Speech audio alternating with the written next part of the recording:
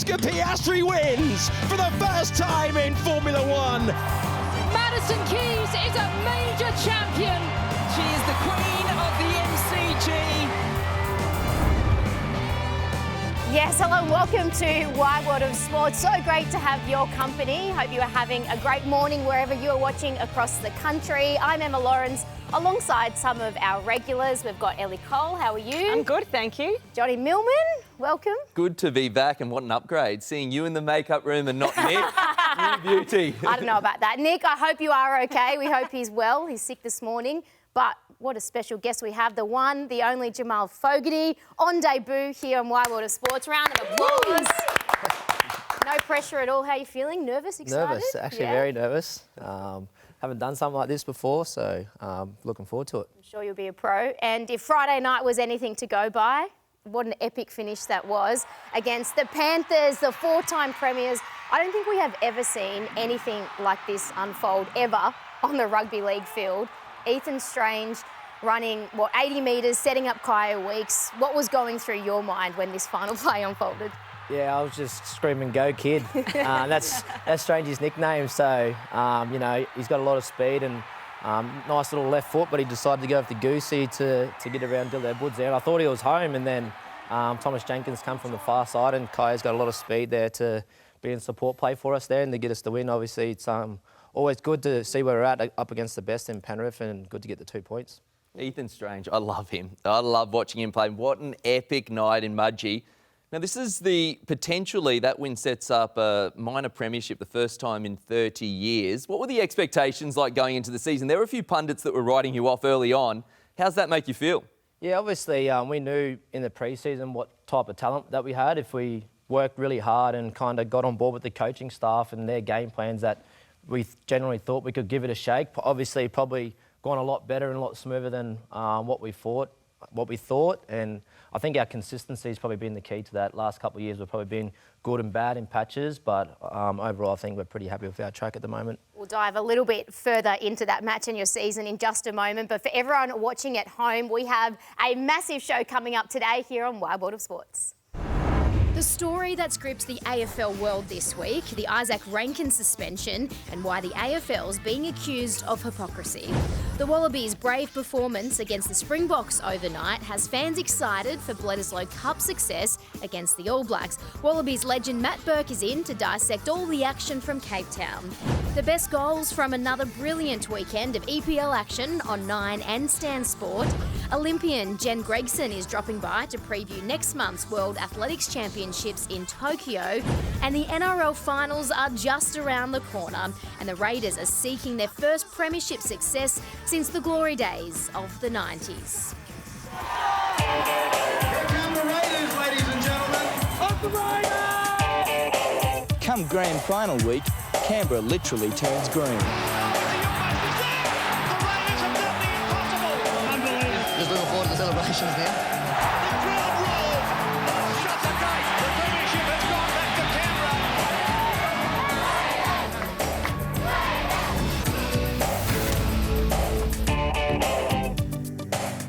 How good's a little bit of a retro flashback? We know that if your Raiders make it all the way to the grand final, the nation's capital will be turning green. Back to Friday night though.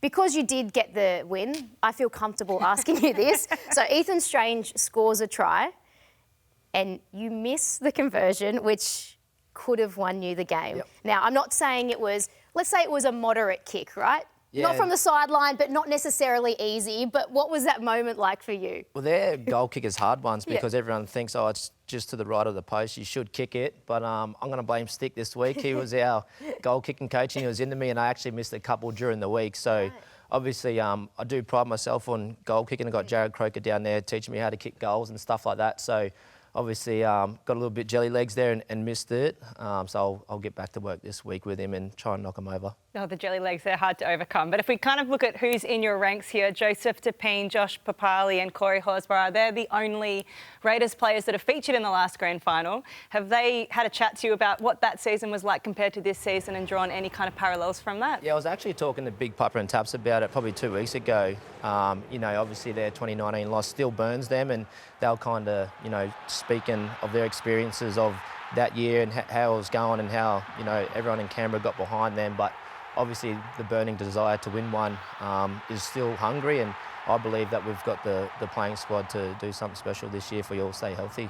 You're heading to Manly next year, and we all know how incredibly tough that decision was for you and what the Raiders mean to you, but can you try and put into words what it would be like to finish on a fairy tale and a premiership at the Raiders before you leave? Yeah, I think everyone's goal is to win a comp, to be fair, and obviously it is my last season at Raiders, and it would be nice to win one, but no matter where I go, I'm still going to be trying to chase that premiership, as is every other NRL player in the comp. So to do it down there in Raiders, you know, with heaps of the boys that I've become very close to over the last couple of years, and obviously, you know, Canberra's got a little soft spot for me. You know, they've probably turned my career around after the Titans, so it would be nice to finish on a high there before I head off. And Jamal, speaking of the Titans and your time there, a couple of your former teammates in David Fifita and Jaden Campbell. Now, David Fifita, he might be on the move to the Rabbitohs. Jaden Campbell, the Titans are looking to lock down them on a long-term contract. What makes these two players so exciting for teams? Yeah, well, I think with Dave, you get him fit and healthy and happy. You know, he's probably the best back row in the comp, and this year he's had a couple of little niggling injuries and can't perform to his standards. So any team to have Big Dave is an absolute asset. And with Jaden, he's probably one of the most silkiest footballers that I've been able to train with and play with. He's got absolutely everything. He can kick, he can run, he can pass, and football IQ, it just comes naturally. So I'm hoping that the Titans can lock him up long term. You know, he deserves every opportunity that he gets there. So hopefully he can stay there. And you're facing the Tigers next week at home. They've had a pretty impressive season considering their past performances, but what have you made of the Tigers this season? Yeah, I think they're a team on the up, to be honest. You know, they're probably copping a lot more slack than what they deserve. They're still in the hunt for finals if a couple of results go their way, and the style of football that they've been playing the last 3 weeks, they beat the Bulldogs 2 weeks ago. They played very tough and a good brand of football, and then they backed it up last week against Manly, and obviously, you know, they're on this afternoon, so they're a dangerous outfit. And we played them earlier in the year, and we spoke about, you know, they're a different team when they play at Campbelltown, you know, with their fans that get behind them, and obviously we've got them next week, so it's going to be a tricky one for us. Looking forward to the run towards the finals for the Raiders. You're going to stick around for the rest of the show. This is what's coming up on Wide World of Sports. Still to come, AFL, we're talking Izak Rankine and Snoop Dogg. And can the Crows still win the flag? Jimmy Bartell not far away. The Wallabies fell short against South Africa in Cape Town, but plenty of green shoots to draw on. Matt Burke joins us live in the studio. And it's one of my favourite times of the year. New York is where it's at, baby. The US Open, ready to roll. Don't go anywhere. You're watching Wide World of Sports. Tonight I can tell you Izak Rankine's season is over. It's taken 5 days of red faces and red tape to finally come to a conclusion.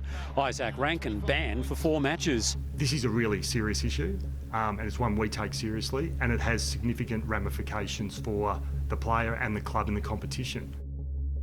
We support Ranks, but we don't accept what he did. Ultimately, wherever we end up, there will be ranges, because there will be specific circumstances in every case, and they'll have to be taken into account. Surely a homophobic slur is a homophobic slur. There's got to be set penalties, does there not? 23 months ago, the AFL committed with the AFL Players Association to review its code of conduct within 12 months of that. They haven't done it, and they were designed to have a framework. Now there's no framework, this is what happens. The league also trying to hose down calls of double standards. Its marquee act for grand final day, Snoop Dogg, is known to have homophobic lyrics in his catalogue of songs. He has spoken publicly about his past. He has changed, and today he's a grandfather, philanthropist.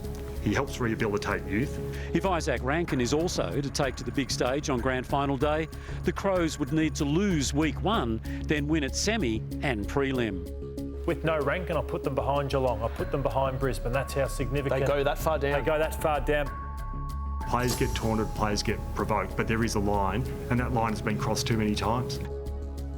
Oh yes, the Izak Rankine saga has dominated headlines this week. Everyone seems to have had an opinion on this. This is the tweet from Jeff Kennett. They're being accused, the AFL, of hypocrisy, given that Snoop Dogg is going to be the grand final entertainment in the AFL.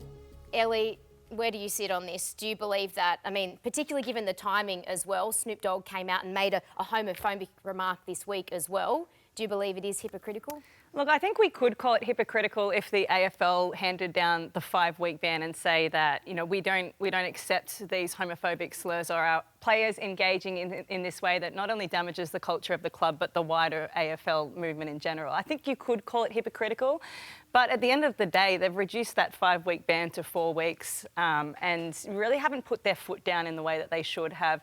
Obviously, there has been a lot of concern around Snoop Dogg performing at this AFL Grand Final, not only for his homophobic remarks in his music, but as well as, you know, his lyrics that allude to domestic violence and the like. So, you know, I think the AFL certainly, someone needs to take the shovel out of their hand because they seem to just be digging themselves into a deeper and deeper hole as the weeks go by.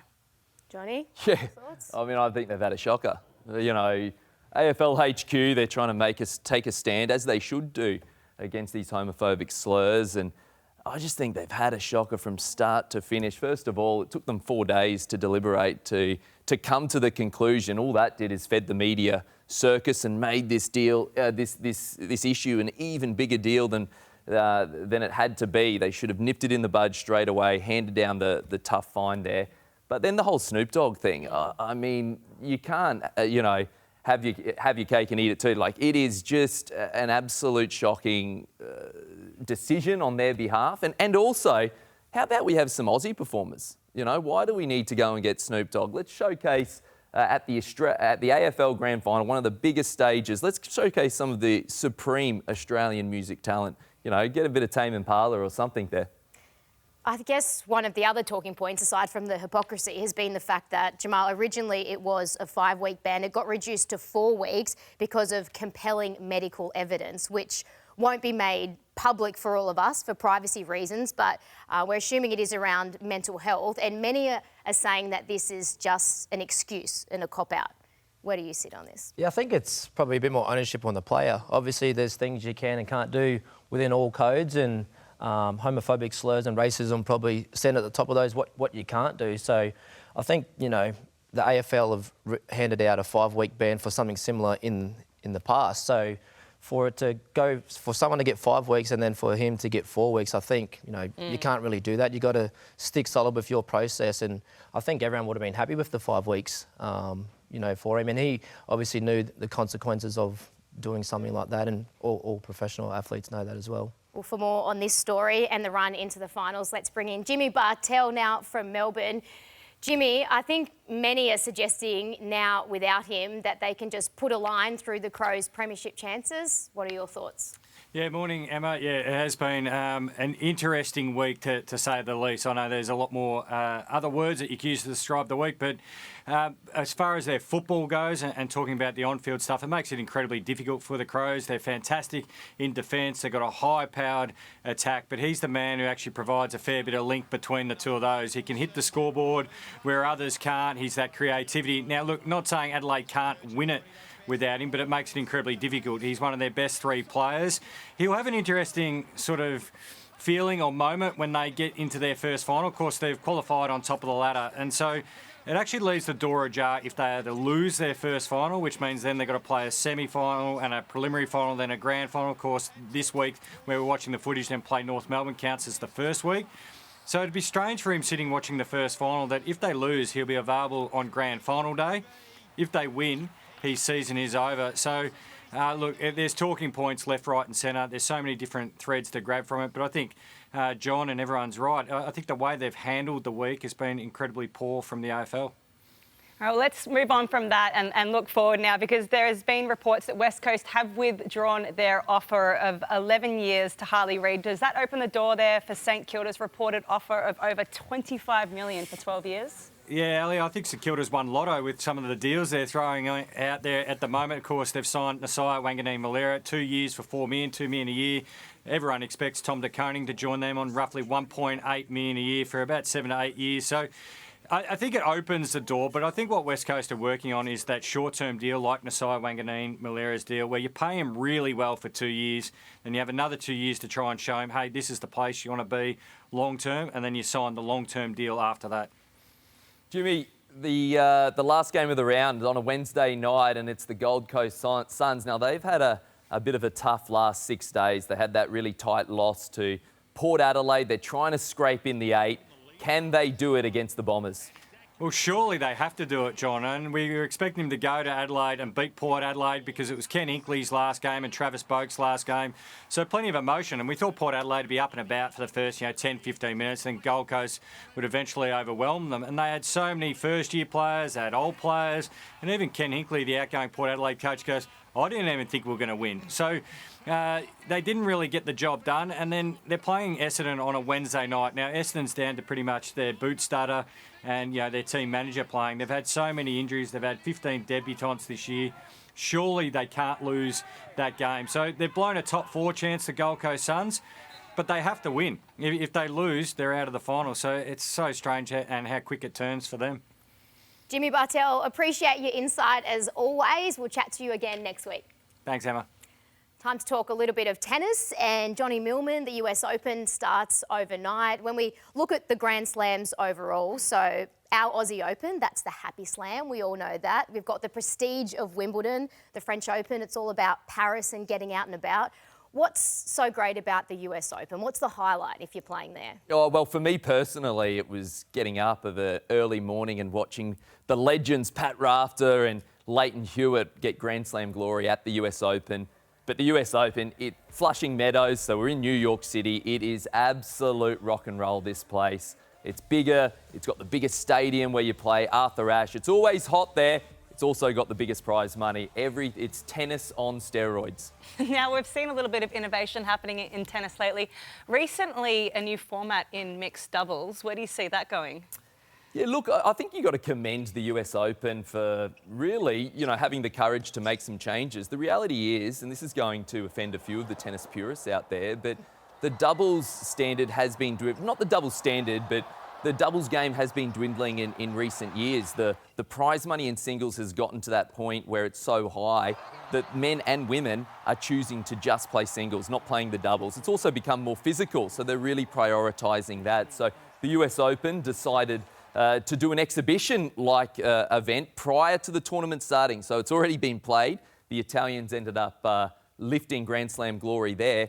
But it was invitation only, so all the big stars came and played. It was shortened format. It was only over 2 days. Your Carlos Alcarazes were playing, your Emma Raducanus. That was a really interesting combination. And it was all for $1 million in prize money.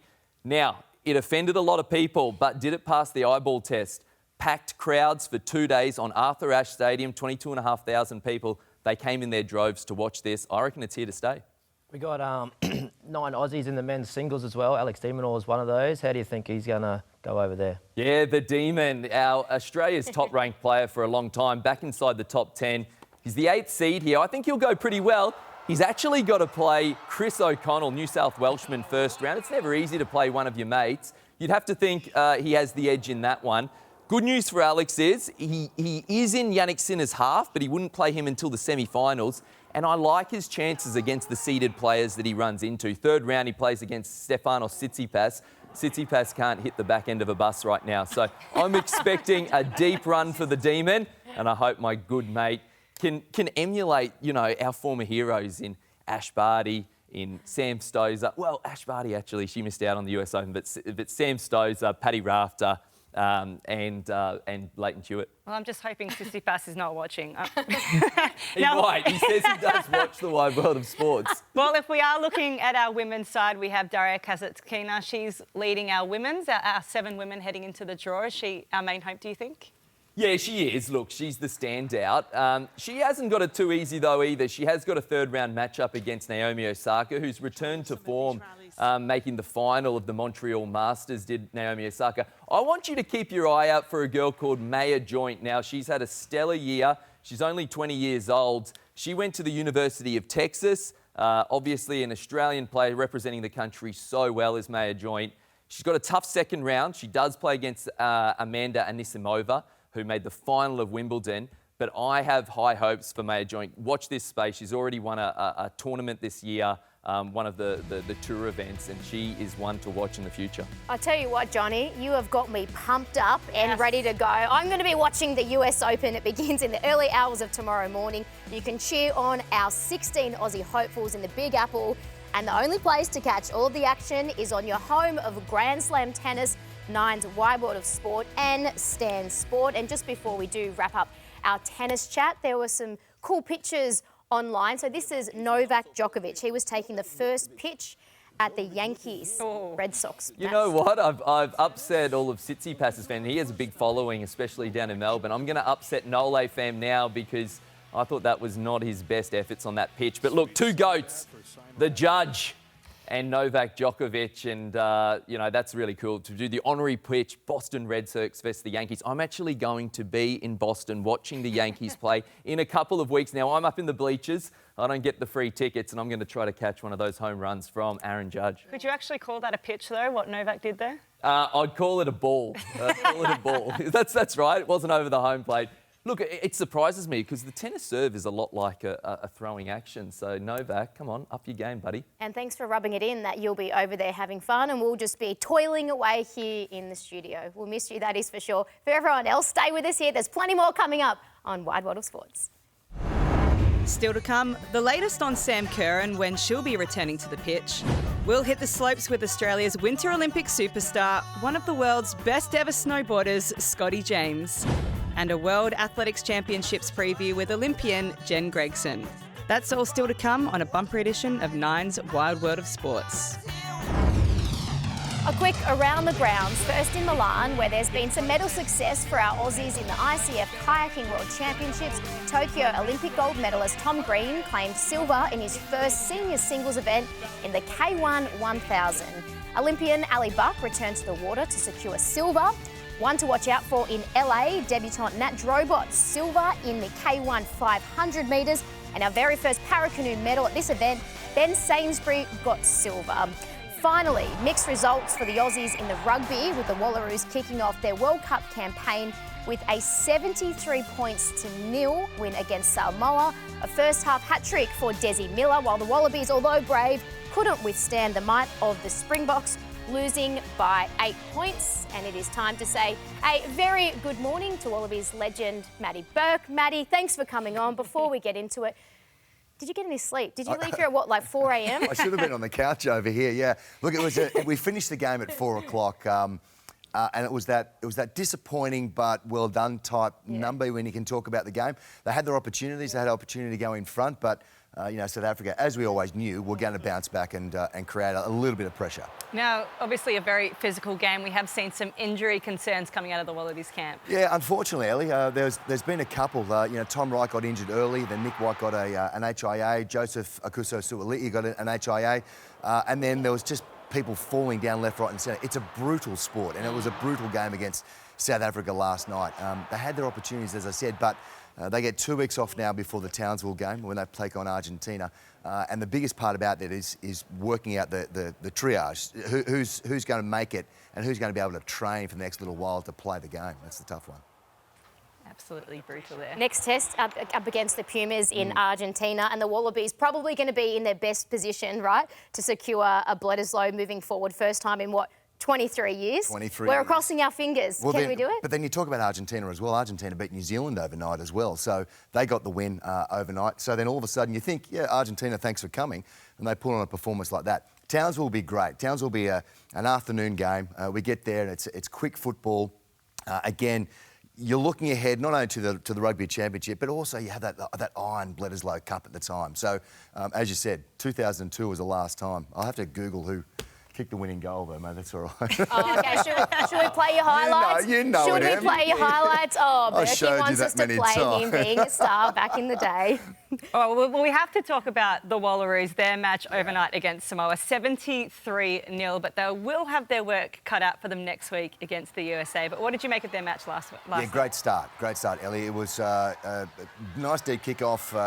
Samoa made a mistake. They catch the line out, drive it over and score. So they kick their goal. They go up 7-0, but Desi Miller was the star, picked up a hat-trick of tries.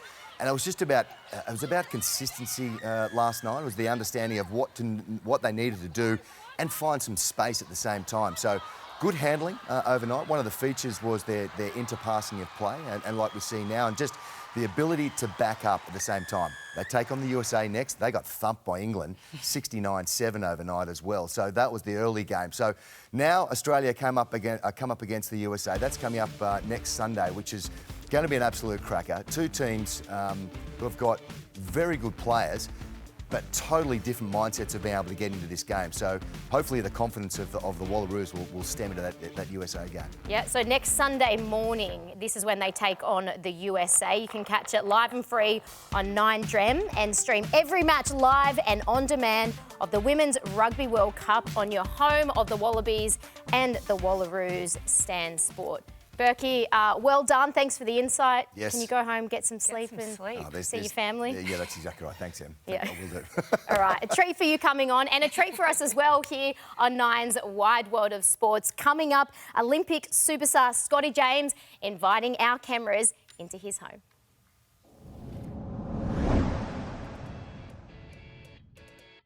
Professional snowboarder, X-Games medalist, Olympic medalist, author, making a documentary. Ladies and gentlemen, Scotty James, welcome to Nine Wide World of Sport. Thank you for having me, and my head is not going to fit through the door when we leave now with an intro like that, but it's great to be here. Hey, we've just got started. Look, hey, we're at Thredbo. It's been an amazing season, but you have been kind enough to sprinkle some extra goodness on the mountain. Talk to us about the Mookies Cup. Yeah, we're excited to be here, and obviously partnering up with Thredbo has been, to be honest, really special. And a lot of people ask me what I want to do and what I'm trying to give back, I guess, in the sport. And I got the opportunity to work with the mountain on getting a little mini pipe up here for the future, the next generation. Yeah, today's about just getting some exposure into the pipe for the kids, and most importantly, having a bit of fun and working with each other. And yeah, and then we're going to be giving away a little bit of a grant at the end of the day, which will be cool to fuel their journey in snowboarding. Going to be a good one. Sun's out. Can expect some good action, I think.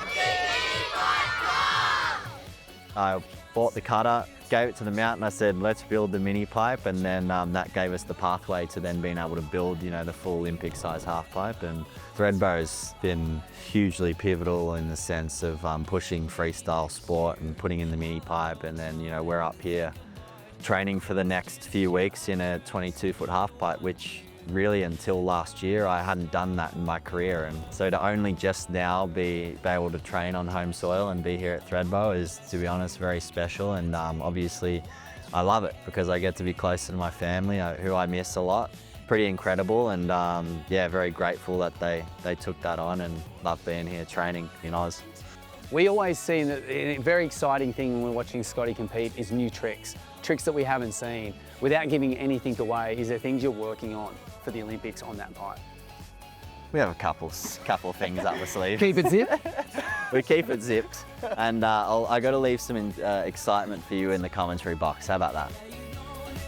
Great to spend some time with an Aussie Winter Olympic legend, and that's just an entree. More from Scotty on next week's Wide World of Sports, talking fatherhood, family, and his pursuit of gold medal glory in Milano Cortina. Speaking of Olympic superstars, Simone Biles is in Australia this week. 7 Olympic gold medals, absolutely incredible. And where do you sit on subs in cricket? It's set for a trial, and not everyone's happy. That's coming your way on Nine's Wide World of Sports. Well, we cannot wait for this. The 2025 World Athletics Championships are upon us, with our Aussies set to take on the world. See Nina Kennedy, Matt Denny and the young speedster on everyone's lips. Gout at his very first World Championships. All of the action begins Saturday, September 13 from the Olympic Stadium in Tokyo, or live and free on 9. And I'm very pleased to say now a very special guest joining us, 4-time Olympian Jen Gregson. She's part of the commentary team for 9. Jen, thanks for coming on. Can you talk us through the importance of the World Champs and where this sits in an athlete's career? Yeah, no, thanks for having me, guys. I'm so excited to be here. I mean, the World Champs are just as important as the Olympics in an athlete's point of view. It is the same calibre. We're talking the best in the world for every event. It doesn't have the prestige of the Olympics, that being every 4 years. It's harder to kind of time your run right. But with the World Champs being every 2 years, you are literally up against the best in your event, and you get to start to see who is the top of, every sport. Hey Jen, there's huge anticipation on 17-year-old Gout for Tokyo. Obviously he's set the track on fire so far this season, but how realistic is it for him to go up against the men? Yeah, I mean, Gout is a name that we've all heard. If you haven't, you must be living under a rock, because he isn't just the next best thing. What he is doing now is really, top of his event, and it is not impossible for him to be in that final competing with the best. I do believe he's probably half a second off winning the thing, but the thing about Gout is he is only 17. He has not peaked. We have not seen his best. He has so much untapped potential being so young, and really, if he is in that final, that 8-man final, anything could happen. So, yeah, keep an eye on him. It'll be very exciting. I think all eyes will certainly be on him, but also for one of our national treasures in Nina Kennedy. She'll be out to defend her World Championship title, and we haven't seen her jump since the Diamond League final last year. So how do you see Nina performing? Yeah, unfortunately, Nina has had a bad run with injury. She had to have surgery and has missed the whole season this year. But I mean, if you do follow Nina on social media, she has that passion and that fire in her eyes, and she has won a World Champs before. She's the Olympic champion. She wouldn't be turning up unless she was ready to go, and she's talking about turning up in good form, and I wouldn't doubt it for a second. She will always be competing for that gold, no matter how much adversity she's faced. So it'll be great to watch Nina be back out there again, and yeah, I just hope that she can chase that gold medal again. G'day, Jen. Geez, we're blessed with the amount of Aussies that we have to cheer on come September. Is there any other names we should be keeping an eye out for? Look, there definitely is. I could be biased because I've been watching him train at the QAS, but Liam Adcock is definitely, I believe, the one to watch. He is a long jumper. He has just been pretty much jumping 8 metres every time he hits the track. He won a Diamond League this year. He won the bronze at the Indoor World Champs. So he is definitely someone that on a good day could sneak a sneaky bronze and definitely be in that contention to stand on the podium. So keep an eye on Liam. He's definitely one that I'll be watching. That is unreal. It actually looks like he's floating in that vision there. But away from the competition, we've had some exciting news come in for our athletics camp in Matt Denny announcing that he'll be expecting his first child in January. Now, you're a mother of 2 now and have balanced that fine art of parenthood and training. So what advice do you think you have for Matt there? Yeah, I was so happy to hear the news from Matt. He's a good friend, and I watch him train at the QAS quite often. He's a bit of a Superman, as we all know. He's on the up with that bronze medal in Paris, but yeah, it's a juggling act. I'm sure he'll have it very under control. And if you know Matt well enough, you know that everywhere he goes, he has an entourage and a huge support system. And I'm sure he'll be calling on everyone to help him over the next, few Olympic cycles as he aims for Brisbane. Yeah, and looking forward to the Athletics Championships starting September 13, live and free on 9 and 9 Now. Jen, you're a super mum as well, so congrats once again on your second little bub. You're doing incredible things. I follow you on social media, so we're looking forward to seeing your comeback as well, and can't wait for you to be part of the team in 9 in September. Great, thank you so much. I'm so excited. I look forward to being with you all and watching our athletes absolutely kill it on the world stage. Bring it on. Jen Gregson there. Can't wait to have a part of the team. Time for our quick singles. And Ellie, you can kick us off this morning. I'll kick us off now. Speaking of absolutely killing it, Sam Kerr, she is finally back, set to return for Chelsea after almost 20 months off the field after a brutal ACL injury. She is sitting at 99 goals for the club, so you know that the football world will be watching for her number 100 and the Asian Cup in Australia just around the corner. The timing really couldn't be better to see our Aussie skipper returning. And Jamal, how good was it? Simone Biles, an absolute superstar, is in Melbourne. Yeah, the gymnastics goat, Simone Biles, obviously down under, doing a little bit of a tour as a guest speaker, and to share her journey and her story of the ups and downs, and for someone to go through adversity like she has, but then to get back to the top and to share her journey with all the young kids across Australia and even adults is quite special, isn't it? It's impressive, so inspirational as well. Yeah, it is inspirational, and there's a few I'm going to take you to some male cheerleaders causing a stir. Blaze Sheik and Louis Conn, 2 Minnesota Viking cheerleaders, have caused mixed reactions when a viral video went out of the 2 men performing, and all it takes is 2 men cheering for some Americans to lose their minds. I need some of his energy every day, actually. Well, if we look back into Australia, they're bringing the Women's Softball World Cup back home in 2027. It's the first time we've hosted the World Cup since the very first one in 1965. We'll be hosting the top 8 teams, and it's a really great chance for us to showcase the sport ahead of LA 2028 and maybe even see it on the Brisbane 2032 horizon. So this could be the spark that gets the whole country and generation swinging a bat. Yeah, let's hope we see them there. South African spinner Prenelayan Subrian is in a spot of bother. The South African spinner has been reported for chucking. This is not unfamiliar territory for the spinning all-rounder, having had scrutiny over his action starting more than a decade ago. What do you think? Is he chucking that one, Jamal? I'm not so sure. No, it doesn't look like a chucking action to me. looks quite That's the only way I can actually tweak it is by bending the elbow. I like that. Do that again. We need to get a close-up of that. How do you think Tennis to cricket. First pitch in a... I think I'd do a better job than Novak, and that's the only thing I would do better than Novak. Nole fam, I love Novak. We all love Novak. We love you. That was great. Well done on another quick singles. We'd love you all to stay with us here on Wide of Sports. Up next, the best bits from another cracking weekend of the English Premier League on 9 and Stan Sport. Here's Richarlison, Kudus sprinting through the centre, Johnson arriving, and Brennan Johnson sweeps it in, and Spurs have their lead. Now Woutara giving chase, Woutara through on goal here, can he mark his debut with a goal? He might get a second chance. What a start for Dango Woutara. That's why they paid the money. Josh Cullen set up by Anthony. It is perfectly placed. Burnley's new captain leading from the front. But then Bellegarde was caught in possession. It's Semenyo, got it through for Tavernier, and off the crossbar and in. An early goal for the Cherries. Arsenal though quick to win it back. Timber. There's Bukayo Saka. Saka!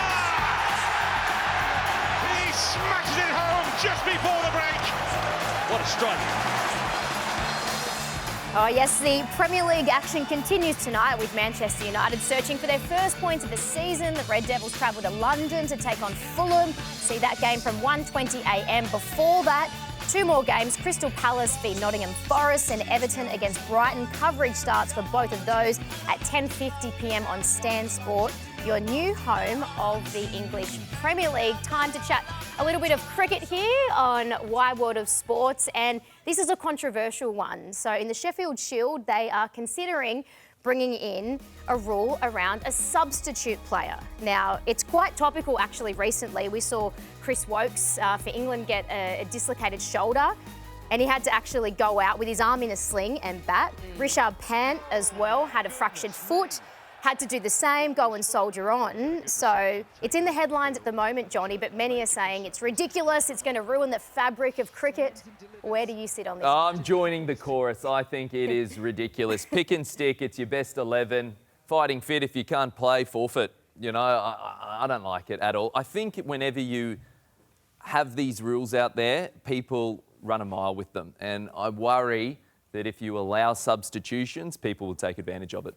Do you agree, Jamal? Yeah, cricket's been a great product forever, so I don't think we need to change anything, and it might even make teams, you know, sharpen up their batting tactics. If I've got someone at the other end that can't really run, do I need to hit boundaries or, you know, go for maximums and sixes instead of knocking around for singles? So that might come into play.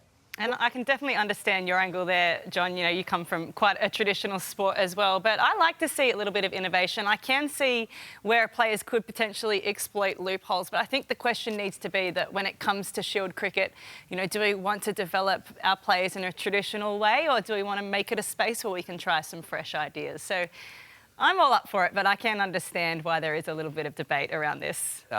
Pick and stick. It's a welfare issue though, right? Because if you have a fractured foot or a dislocated shoulder, as we have legitimately seen over the last month, it's an OH&S thing. I think it doesn't happen all that often, and some of my greatest memories when I'm watching the cricket is Graham Smith coming out there with a broken hand, trying to face up to Mitch Johnson on that pitch that had cracks everywhere, and he nearly, fought it out for the draw. I mean, I think that's sport. You see that in rugby league the whole time. Guys playing through the pain. Bobby Lindner, one of my best mates, Joel Lindner, and Bobby Lindner played with a broken arm, State of Origin. Come on, guys, let's get a bit tough. Sammy Burgess, 2014 grand final, fractured face. Is there a space for an independent doctor, maybe, to, obviously not from either side, but to say, this is quite serious. Maybe if he's a batter, we put in a batter. If he's a bowler, we put in a bowler. Bit of I space think in there. that case, it really needs to be a like-for-like player, because then you will see players who are absolutely exploiting the system. And I don't know, it does seem a little bit too complicated as well. Anyway, it will continue to dominate headlines, I imagine, as we've just seen happen here on the panel. Sticking with cricket, and we know that commentating is hard at the best of times, but when maybe you don't see eye to eye with your fellow commentators, there can be a little bit of gold on air, and this is what we saw unfold for Sky Sports. If only we could teach you to move the ball. When you bowled, you'd have been a far better bowler, Stephen. Well, if only I had a captain that empowered me, like Ben Stokes empowers Shoaib Bashir. So I had a dour captain that sat on the negative side of life, but it's good to see you again cricketing. At least Stokes has something good to work with. Alistair Cook and Stephen Finn there.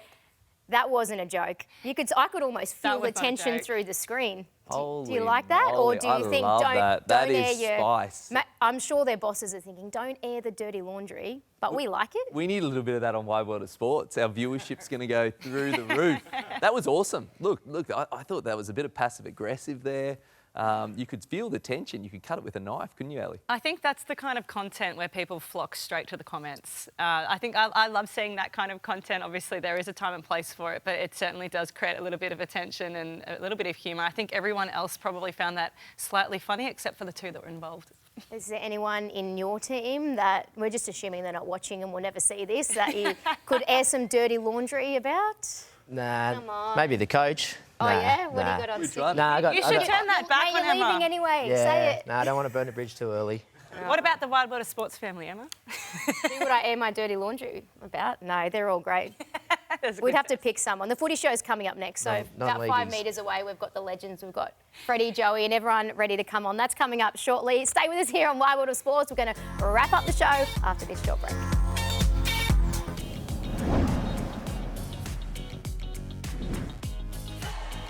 We will leave you with this for today. The World Transplant Games wraps up in Germany this afternoon. 17 different sporting events are open to anyone who has received a solid organ transplant, including liver, heart, lung, kidney, pancreas or bone marrow. The biannual event was first held in 1978 and the 2023 Games are going to be right here in Australia. Very much looking forward to that and looking forward to a big day here on Nine's Wide World of Sports. 4 matches of rugby league to look forward to, 3 NRLW. This first one is the match of the round. It is the Knights up against heavyweights of the competition, the Broncos, and then a double-header at the 8th wonder of the world, Leichhardt Oval. We've also got an EPL triple header later on to look forward to. All of the action to Stan Sport, your new home of the most watched sports league in the world, the Premier League. And of course, Johnny Millman is very excited for the US Open to begin overnight. That's on 9Gem and Stan Sport as well. He's pumped up. Not sure if you could tell throughout the whole show. Couldn't wipe the smile off his face. You're not going to get any sleep, are you? Can't wait for the US Open. Come on, the Demon. Bring on the Demon. And Jamal Fogarty. Round of applause. Yes, Debut. Superstar. He is a television star and potentially a premiership for the Raiders as well. You are always welcome back on Wide World of Sports. Hope everyone had fun. We will see you next week.